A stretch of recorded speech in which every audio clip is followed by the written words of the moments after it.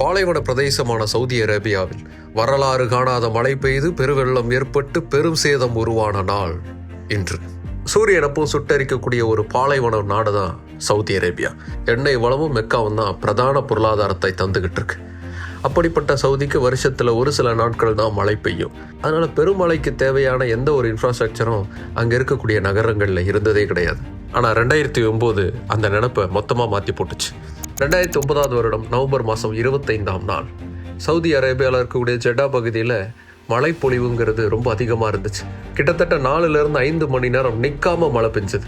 90 millimetre அளவுக்கு மழைப்பொழிவு இருந்தது. 2 வருஷம் அப்பப்போ வந்து பெய்ய வேண்டிய மழைங்கிறது 2 மணி நேரத்தில் மொத்தமாக கொட்டி தீர்த்த மாதிரியான ஒரு நிலை. அவ்வளவு பெரிய மழையை தாங்கக்கூடிய சக்திங்கிறது ஜெட்டாக்கு இல்லை. எங்கே பார்த்தாலும் வெள்ளம், வீடுகள் தரைமட்டமாச்சு, கார்கள் பொம்மைகள் மாதிரி தண்ணியில் மிதந்து போச்சு. அந்த கார்களோட சேர்த்து மனிதர்களின் உயிரற்ற உடல்களும் மிதக்க ஆரம்பிச்சு. ஏகப்பட்ட இழப்புகள்.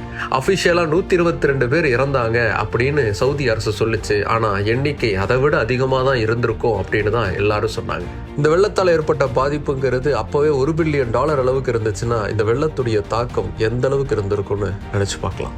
நம்ம நாட்டில் இப்படிலாம் மழை பெய்ய வாய்ப்பு இருக்கு, நாமளும் அதுக்கு தயாராகணும்னு சவுதி அரசு உணர்ந்துச்சு. இந்த நிலைமையை மாற்றும், நல்ல ட்ரைனேஜ் சிஸ்டம்லாம் உருவாக்கி தரோன்னு சொல்லி மக்கள் கிட்ட உறுதி அளித்தது சவுதி அரசு.